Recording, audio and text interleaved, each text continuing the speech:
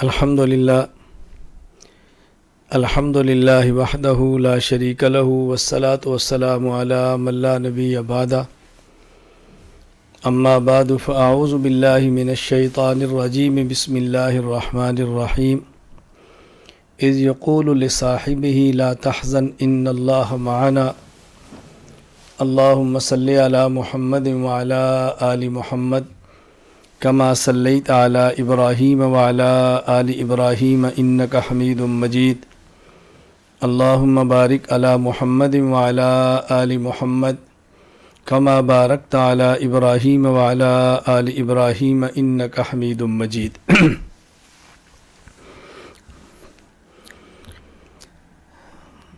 نبوت کے بعد سب سے بڑا مقام اور مرتبہ صحابیت کا ہے۔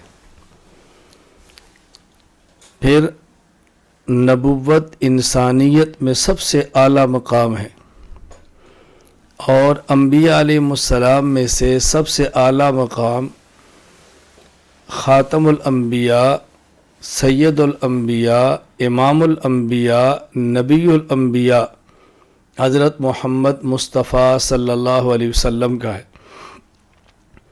صحابہ کرام رضی اللہ عنہم مجمعین میں سے سب سے اعلیٰ عرفہ افضل مقام حضرت سیدنا ابو بکر صدیق رضی اللہ تعالی عنہ کا ہے۔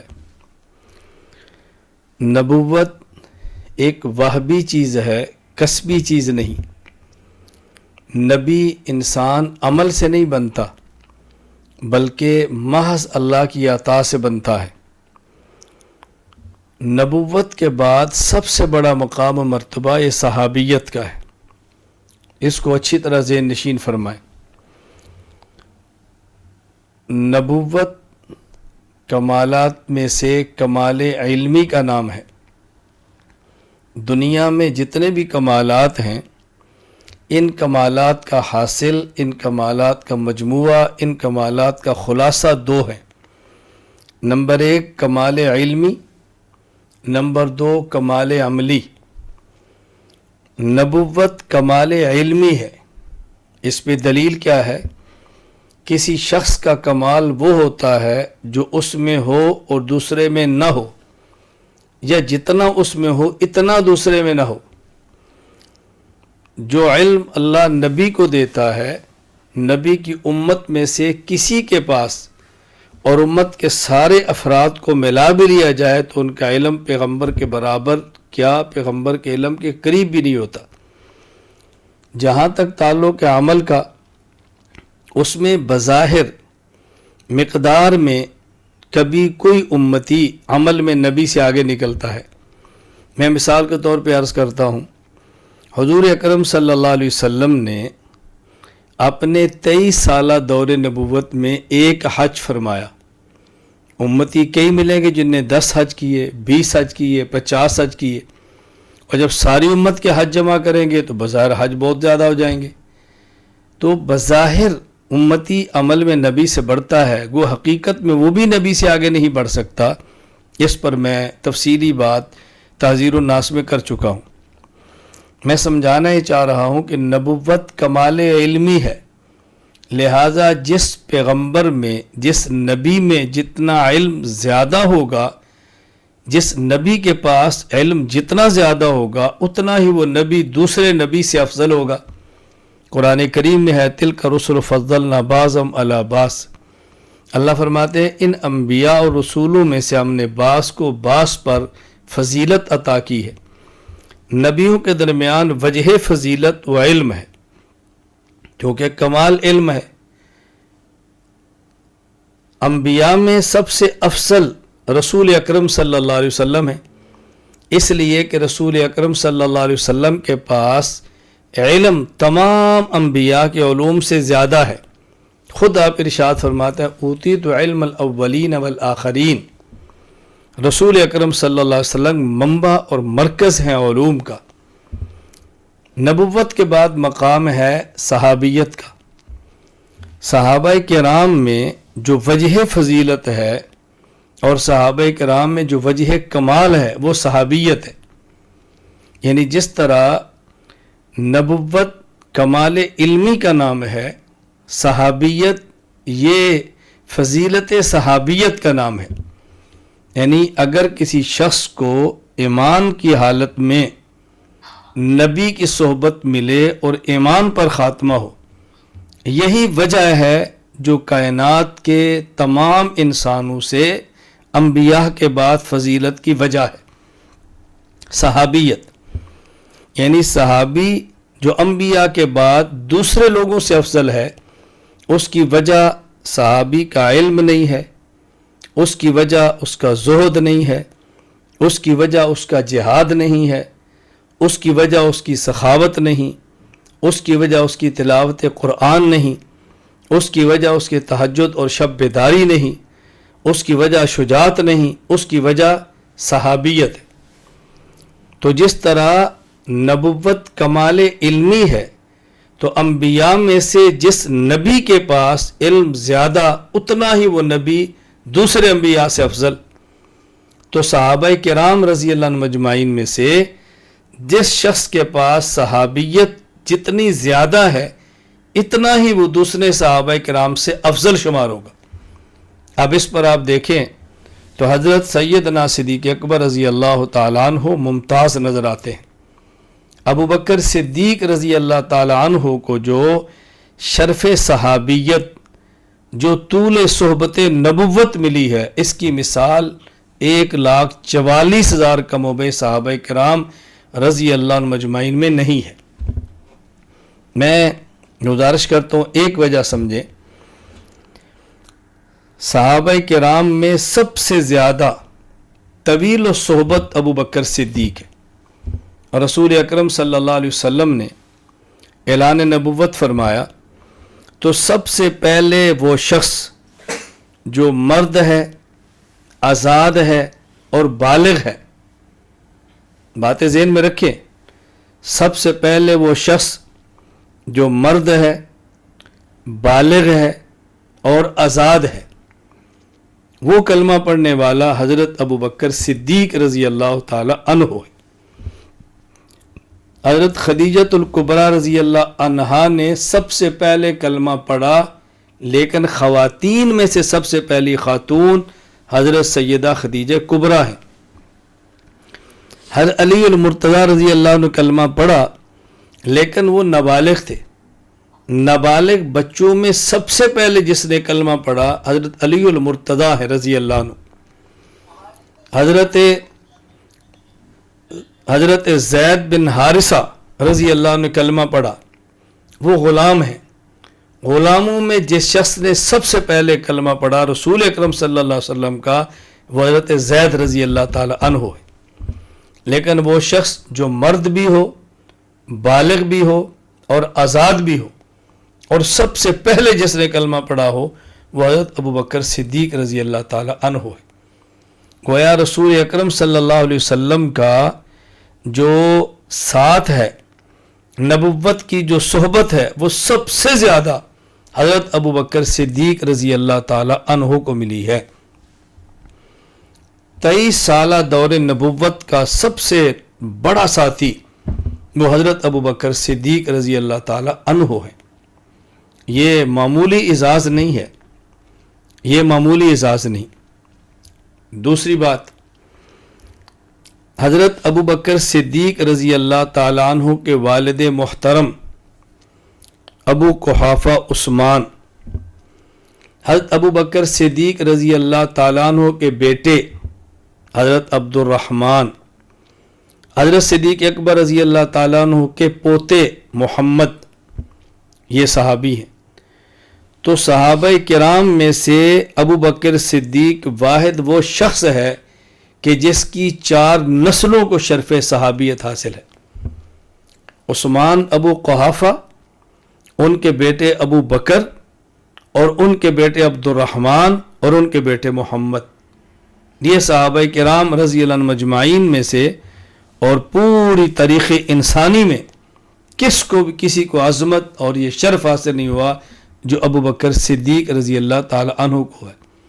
گویا طویل الصحبت بھی ہیں، اور خاندان کے اعتبار سے آپ ان کے نسب کو دیکھیں تو کثیر و صحبت بھی ہے.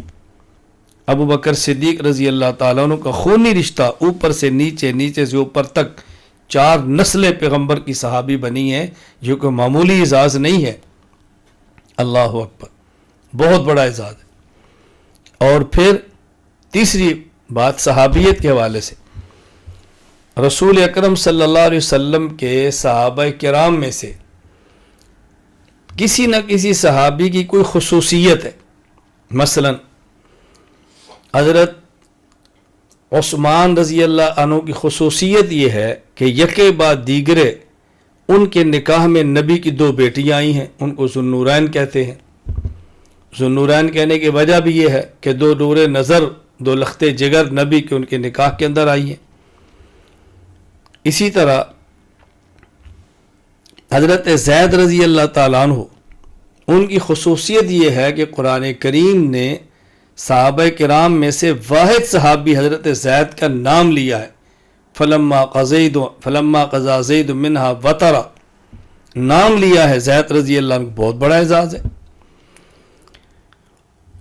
اسی طرح مختلف صحابہ کرام کے مختلف اعزاز ہیں. حضرت ابو بکر صدیق رضی اللہ عنہ کا اعزاز یہ ہے کہ قرآن کریم نے ان کے لفظ صاحب کا استعمال کیا ہے. صحابی، صاحب، ساتھی. اذ یقول لصاحبہ لا تحزن ان اللہ معنا. اللہ اکبر. ان کی صحابیت پر قرآن کی تصریح ہے، وضاحت ہے. ابو بکر صدیق رضی اللہ تعالیٰ عنہ، انسانیت میں سب سے بڑا مقام نبوت کا. نبوت میں کمال علمی. حضرت رسول اکرم صلی اللہ علیہ وسلم کے پاس تمام انبیاء سے زیادہ علم ہے. آپ تمام انبیاء سے اعلیٰ اور افضل ہیں. آپ کے اعلیٰ اور افضل انبیاء ہونے کی وجہ ایک نہیں کئی ہے. میں ایک وجہ بتا رہا ہوں. نبوت کے بعد سب سے بڑا مقام اور مرتبہ صحابیت کا ہے. صحابہ کرام میں سب سے افضل حضرت ابو بکر صدیق ہے رضی اللہ تعالیٰ عنہ. کیوں؟ صحابی کی وجہ فضیلت دیگر افراد پر وہ صحابی ہونا ہے. ابو بکر صدیق رضی اللہ تعالیٰ عنہ اس میں ممتاز ہیں. 3 وجہ. نمبر 1، سب سے زیادہ زمانہ صحبت نبوت کا ابو بکر صدیق نے پایا. نمبر 2، 4 نسلیں ابو بکر صدیق رضی اللہ عنہ کی حضور کی صحابی بنی ہیں. نمبر 3، صدیق اکبر وہ واحد شخص ہے جس کو قرآن کریم نے صاحب کے لفظ صحابی ہونا فرمایا ہے. اس لیے میں کہہ رہا تھا ابو بکر صدیق رضی اللہ تعالیٰ عنہ یہ افضل الصحابہ ہیں، افضل الناس بعد الانبیاء ہیں. انبیاء کے بعد افضل البشر ہیں. ابو بکر صدیق رضی اللہ تعالیٰ عنہ معمولی شخص نہیں ہے. جس کو اچھی طرح سمجھے جو بات میں نے عرض کی ہے. پھر ابو بکر صدیق رضی اللہ تعالیٰ عنہ رسول اکرم صلی اللہ علیہ وسلم کے دنیا سے تشریف لے جانے کے بعد خلیفۃ الرسول ہیں صلی اللہ علیہ وسلم، اور خلیفۃ الرسول بھی بلا فصل ہیں. ابو بکر صدیق رضی اللہ تعالیٰ عنہ نبوت کے صحیح معنی میں جانشین ہیں. ابو بکر صدیق رضی اللہ تعالیٰ عنہ صحیح معنی میں پیغمبر پاک کے جانشین ہیں. ابو بکر صدیق رضی اللہ تعالیٰ عنہ دیکھیے رسول اکرم صلی اللہ علیہ وسلم کے بعد جو یکے بعد دیگرے صحابہ کرام میں سے خلفاء بنے، ابو بکر، عمر، عثمان، علی رضی اللہ عنہم خلفاء راشدین. ان چاروں میں ابو بکر اور عمر یہ رسول اللہ صلی اللہ علیہ وسلم کے سسر ہیں، کیونکہ صدیق کی بیٹی عائشہ حضور کے گھر میں ہے، عمر کی بیٹی حفصہ حضور کے گھر میں ہے رضی اللہ عنہم. حضرت عثمان علی داماد بنے ہیں. رسول اللہ صلی اللہ علیہ وسلم کی بیٹی رقیہ ام کلثوم یکے بعد دیگرے عثمان کے گھر میں ہیں. رسول اللہ صلی اللہ علیہ وسلم کی بیٹی فاطمۃ الزہرا حضرت علی کے گھر میں ہیں. ابو بکر عمر سسر ہیں، عثمان علی داماد ہیں. سسر باپ کی طرح ہے، داماد بیٹے اولاد کی طرح ہے. پھر ان میں ابو بکر مسلمان پہلے، عمر میں بڑے، قربانی زیادہ، ابو بکر کا نمبر 1 ہے۔ عمر میں چھوٹے، اسلام بعد ملا ہے، قربانی کم، نمبر 2 پر ہے۔ حضرت عثمان و علی میں سے عثمان داماد دوہرے ہیں، نمبر 3 ہے۔ علی داماد اکارے ہیں، نمبر 4 ہے۔ ترتیب خلافت میں صدیق اکبر رضی اللہ تعالیٰ عنہ خلیفہ اول بلا فصل ہے۔ صدیق اکبر رضی اللہ تعالیٰ عنہ کے اعزازات کئی ہیں، ایک اعزاز نہیں ہے، لیکن یہ 2 اعزاز کان کھول کے سنیں، توجہ سے سنیں۔ جو بات میں کہہ رہا ہوں میں پوری امت کے سامنے یہ بات بڑی تحدی اور چیلنج اور دعوے کے ساتھ کہہ رہا ہوں، دلیل کی بنیاد پہ کہہ رہا ہوں، حمیت اور صدیق کی غیرت کی بنیاد پہ کہہ رہا ہوں کہ یہ 2 چیزیں ایسی ہیں کہ جن میں سے کسی ایک کا انکار کرنے والا شخص مسلمان نہیں رہ سکتا۔ جو حضرت ابو بکر صدیق رضی اللہ عنہ کو صحابی نہ مانے، مسلمان وہ بھی نہیں ہوتا۔ جو صدیق اکبر کو حضور صلی اللہ علیہ وسلم کے بعد خلیفہ اول بلا فصل نہ مانے، مسلمان وہ بھی نہیں ہوتا۔ یہ صدیق اکبر کی بنیادی 2 بڑی خصوصیات ہیں، اس کو توجہ سے، اس کو معمولی بات نہ سمجھیں۔ یہ عقیدے کا مسئلہ ہے، یہ نظریے کا مسئلہ ہے، یہ ایمان کی غیرت کا مسئلہ ہے، یہ مسلمان کی ایمانی غیرت کا تقاضا ہے۔ اپنے عقائد کو پڑھو، عقائد کو سمجھو، عقائد پہ دلائل لو، اور پھر عقائد کو لے کر پوری دنیا میں پھیل جاؤ۔ دلیل کی طاقت تمہارے پاس ہونی چاہیے، غیرت تمہارے پاس ہونی چاہیے، تقوی کی زندگی تمہارے پاس ہونی چاہیے۔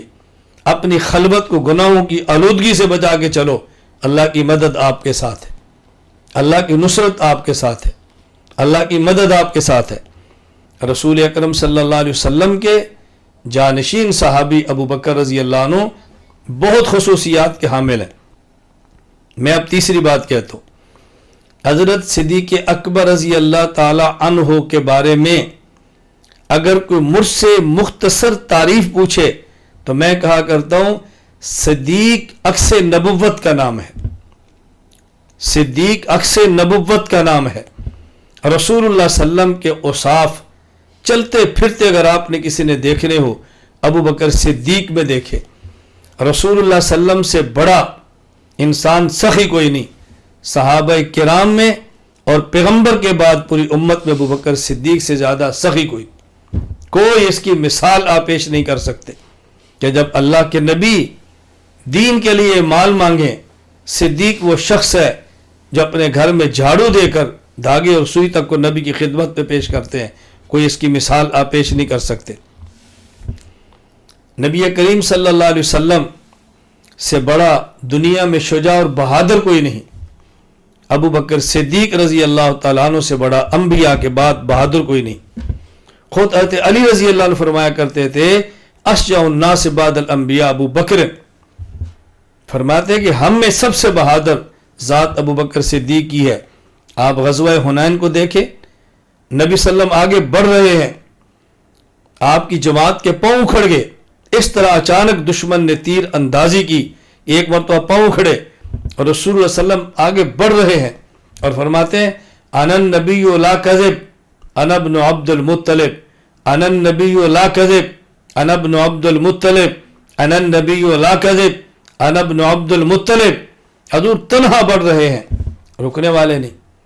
نبی کریم صلی اللہ علیہ وسلم کے جانے کے بعد مانعین زکوٰۃ کا فتنہ، مرتدین کا فتنہ، مسلمہ کذاب کا فتنے جوش مار رہے تھے، اور ابو بکر صدیق رضی اللہ تعالیٰ عنہ تنہا گھوڑے پر سوار ہیں اور ہاتھ میں تلوار لے کر فرماتے ہیں لو منعونی اقالا لیؤدونہ الی رسول اللہ صلی اللہ علیہ وسلم لاقتلہم۔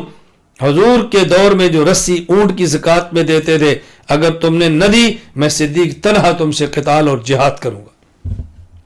امام سیوطی رحمہ اللہ فرماتے ہیں صدیق اکبر ارتداد کے دور میں ایسے کھڑی تھے جیسے نبی کھڑا ہوتا ہے۔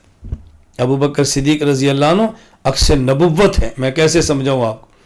نبی کریم صلی اللہ علیہ وسلم کے ایسے اوصاف کا جو نظارہ تھا ابو بکر صدیق میں نظر آتا تھا۔ سخاوت صدیق میں، اللہ اکبر، نمایاں ہے۔ شجاعت صدیق میں نمایاں ہے اور صداقت ابو بکر صدیق میں نمایاں ہے. اللہ نمایاں ابو بکر صدیق میں. آپ جو جو وصف لیں گے ابو بکر صدیق کو ممتاز پائیں گے. صدیق اکبر رضی اللہ عنہ کے بارے میں نے آج کی مجلس میں 3 باتیں یہ نوٹ فرما لیں. نمبر 1، ابو بکر صدیق رضی اللہ تعالی عنہ رسول اللہ صلی اللہ علیہ وسلم کے پہلے اور طویل الصحبت اور قرآن کریم کے نص قطعی کے مطابق صحابی ہیں جن کی صحابیت کا انکار کرنے سے بندہ مسلمان نہیں رہتا. ابو بکر صدیق رضی اللہ تعالی عنہ خلیفہ اول بلا فصل ہیں جن کی خلافت بلا فصل کا انکار کر کے بندہ مسلمان نہیں رہتا. ابو بکر صدیق رضی اللہ تعالی عنہ یہ عکس نبوت ہے. نبی کریم صلی اللہ علیہ وسلم کے مزاج کو جاننے والا شاید ابو بکر صدیق سے زیادہ کوئی نہ ہو. ابو بکر صدیق نے رسول اللہ صلی اللہ علیہ وسلم کے مزاج کو سمجھا ہے. اللہ اکبر، مزاج کو سمجھا ہے. صدیق نے وفا کی ہے نبی کے ساتھ اور آپ نے وفاؤں کا بدلہ دیا ہے صدیق کو. عجیب جانثار انسان تھا. صحابہ کرام رضی اللہ تعالیٰ عنہ مجمعین جیسا عاشق سورج نے نہیں دیکھا تو صدیق سے بڑا عاشق صحابہ کرام سے میں دنیا کسی فرد نے نہیں دیکھا. عجیب انسان تھے ابو بکر صدیق رضی اللہ تعالیٰ عنہ. عجیب زندگی. اللہ اکبر. میں کبھی ایک بات عرض کیا کرتا ہوں کہ ایک مسئلہ غار کا ہے، ایک مسئلہ مزار کا ہے. جب غار کی باری آئی تو صدیق نے کہا حضور غاروں میں سانپ بھی ہوتے ہیں، میں پہلے جاتا ہوں صفائی کرتا ہوں تاکہ کوئی سانپ آپ تک نہ پہنچے. میں سمجھانے کے لیے اپنے لفظوں میں بات کہہ رہا ہوں. ابو بکر صدیق اندر گئے ہیں، نبوت کو بچایا ہے. جب قبر کی باری آئی تو قبر میں بھی سانپ ہوتے ہیں تو صدیق تر سے پہلے حضور جا رہے ہیں. غار میں حفاظت صدیق نے کی ہے، مزار میں حفاظت نبی نے کی ہے. صدیق غار میں حفاظت کر رہا تھا، مزار میں آج نبی صدیق کی حفاظت فرما رہے ہیں. ابو بکر صدیق رضی اللہ تعالیٰ عنہ کس طرح حضور کے پاس پہنچے. آپ حضرات کے علم میں ہے واقعہ. حضرت امام راضی رحمہ اللہ تفسیر کبیر میں لکھا ہے، علامہ اجری نے شریعہ میں لکھا ہے. آپ پڑھیں ذرا. ابو بکر صدیق رضی اللہ تعالیٰ عنہ کیا اعتماد ہے اپنے پیغمبر پر، کیا اعتماد ہے اپنے رسول پر، کیا اعتماد ہے اپنے یار پر. یاری ہو تو ایسی ہو، کوئی دنیا ایسی مثال پیش کرے. ابو بکر صدیق رضی اللہ تعالیٰ عنہ دنیا سے جانے لگے ہیں. اللہ اکبر. فرمایا جب جاؤ اجازت مانگو، اجازت ملے تو مجھے دفن کرو. حضرت امام راضی فرماتے ہیں لما حملت جنازتہ الی قبر النبی صلی اللہ علیہ وسلم، صدیق کے جنازے کو اٹھایا صحابہ حضور کی قبر کے پاس لے کر گئے، وہاں رکھ دیا. نودی السلام علیکہ یا رسول اللہ. صحابہ نے حضور کی خدمت میں سلام عرض کیا اور کیا کہا ابو بکر بالباب، حضور صدیق دروازے پر ہے. امام راضی فرماتے ہیں قبر پیغمبر سے آواز آئی ادخل الحبیب الی الحبیب، ادخل الحبیب الی الحبیب، محبوب کو محبوب تک پہنچا دو. دنیا میں ایسا عشق کسی نے نہیں دیکھا جو صدیق اکبر رضی اللہ تعالیٰ عنہ کو اللہ نے عطا فرمایا تھا. میں ساتھیوں سے عرض کیا کرتا ہوں ہر بندے کی آئیڈیل ہے. صحابہ کرام سارے ہمارا ایمان ہیں، ایمان کا جزو لا ینفک ہیں، ہمارے سر کا تاج ہیں. ان کے پاؤں کی خاک ہماری آنکھ کا سرما، ان کے نالین ہمارے سر کا تاج. کوئی اس میں دوسری رائے نہیں. لیکن صدیق صدیق ہے، ابو بکر ابو بکر ہے، ابو بکر ابو بکر ہے، صدیق صدیق ہے. بس مجھے جو حضرت صدیق اکبر رضی اللہ عنہ سے لگاؤ ہے، جو میری وہ ایک پسندیدہ شخصیت ہے، میں آپ کو بتا نہیں سکتا. کیا شجاعت، کیا سخاوت، کیا وفا. میں چونکہ ایک تحریک چلا رہا ہوں، پورے عالم میں عقائد کی تحریک لے کر اٹھاؤں. میری خواہش ہے اہل سنت والجماعت کے صحیح عقائد کچے پکے گھر تک پہنچے، امیر اور غریب تک پہنچے، مرد اور عورت تک پہنچے، دین اصلی شکل میں امت کے ہر فرد تک پہنچے، اس کے لیے میں بستی بستی گیا ہوں، گاؤں گاؤں گیا ہوں، قریہ قریہ گیا ہوں، شہر شہر گیا ہوں، جس ملک تک میں جا سکتا تھا میں گیا ہوں، جو تکلیف اٹھا سکتا تھا اٹھائی ہے، جو میرے بس میں تھی اللہ قبول فرما لے میں نے مشقت برداشت کی ہے۔ اب ظاہر ہے جو یوں تحریک کو لے کر اٹھتا ہے اس کو چاہیے اپنے ساتھ افراد، اور میں یقین کرے کہا کرتا ہوں کہ تحریک اس وقت نتیجے پر پہنچتی ہے جب ایک صدیق مل جائے، ایک فاروق مل جائے، عثمان مل جائے، علی مل جائے، پھر تحریک پہنچتی ہے۔ میں جو صدیق کا شیدا ہوں اس لیے کہ میں ایک تحریک چلا رہا ہوں، حضرت صدیق جیسے افراد چاہیے جو اپنی جان پیش کر دیں، اپنا مال پیش کر دیں، وفاداری پیش کر دیں، اپنے وجود کو اپنے قائد پر فنا کر دیں، تحریک اسے نتیجے پر پہنچتی ہے۔ میں گزارش کرتا ہوں تخصص کے طلباء سے، دورہ حدیث کے طلباء سے، اپنے ساتھ تعلق رکھنے والے ہر فرد سے میں آپ سے گزارش کرتا ہوں آؤ میرا دست و بازو بنو۔ اگر عقائد کی محنت جو میں لے کر نکلا ہوں یہ حق ہے اور یہ صحیح ہے، منہج درست ہے، ہمارے اکابر کی دعوت ہے، تو دست و بازو بنو، میدان عمل میں نکلو، اپنا سب کچھ پیش کرو۔ اور میں خدا کی قسم اٹھا کر کہہ رہا ہوں اللہ مال اسی کا لیتے ہیں جس کے مال کو پسند فرماتے ہیں، وقت اسی کا لیتے ہیں جس کا وقت پسند فرماتے ہیں، جان اسی کی لیتے ہیں جس کی جان کو پسند فرماتے ہیں، اولاد اسی کی لیتے ہیں جس کی اولاد پسند فرماتے ہیں، گھر اسی کا لیتے ہیں جس کا گھر پسند فرماتے ہیں۔ جس کا کچھ لگ جائے وہ اللہ کا شکر ادا کرے، اور جس کا کچھ نہ لگے وہ روئے، جس کا کچھ نہ لگے وہ روئے کہ میں قبول کیوں نہیں ہو رہا۔ یہ کوئی چلاکی نہیں ہے کہ آدمی اپنی جان چھڑا کے نکل جائے۔ آپ میرے شاگرد ہیں، میں گفتگو آپ سے کر رہا ہوں، اور میں آپ سے اس بنیاد پر بھیک مانگتا ہوں، بھیک پیسوں کے نہیں، آپ سے اللہ کا واسطہ دے کر کہتا ہوں بیٹا عقائد کو سیکھو، بولنے والی زبان پیدا کرو، سمجھنے والا دماغ تیار کرو، اعصابی قوت کو مضبوط کرو، اور گناہوں کی لعنت سے بچ کے دین کی خدمت کرو۔ دنیا اللہ آپ کے قدموں میں لا دے گی، اللہ دنیا کے کونے کونے تک آپ کو پہنچا دے گی۔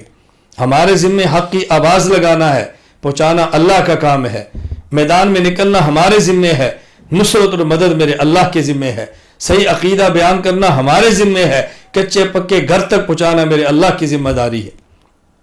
ذا جاء الحق وزهق الباطل، حق آتا ہے تو باطل دوڑتا ہے، حق نہیں آئے گا میدان میں باطل دوڑے گا کیسے؟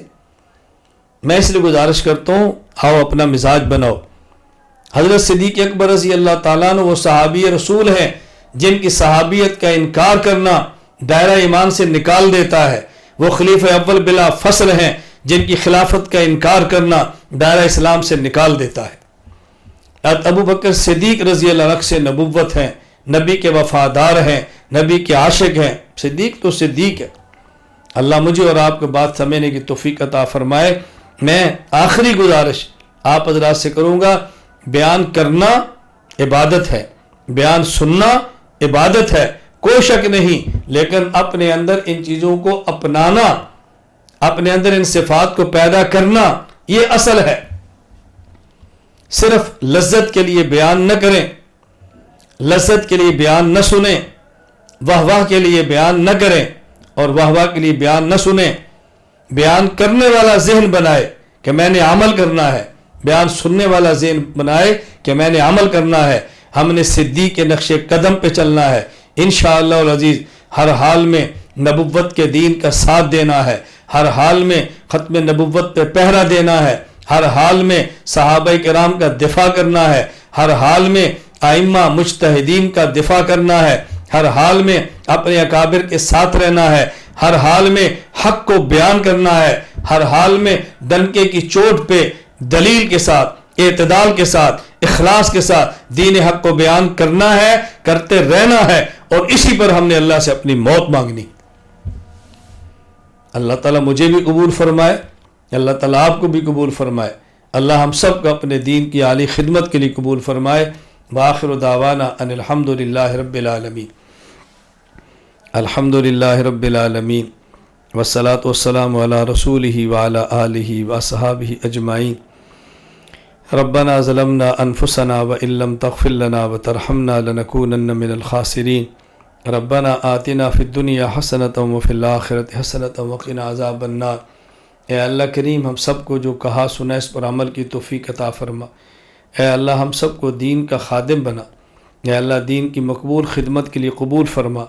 ए अल्लाह, में समझने वाला दिमाग, ए अल्लाह समझने वाला दिल अता फ़रमा, महफूज रखने वाला दिमाग अता फ़रमा। ए अल्लाह करीम, बयान करने वाली ज़बान अता फ़रमा। ए अल्लाह, निफाक से बचा, बेहयाई से बचा, किज़ब से बचा, गुनाहों की लानत से बचा। ए अल्लाह, गुनाहों की दलदल से हमें निकाल दे। ए अल्लाह, तो हमारी हिफाजत फ़रमा।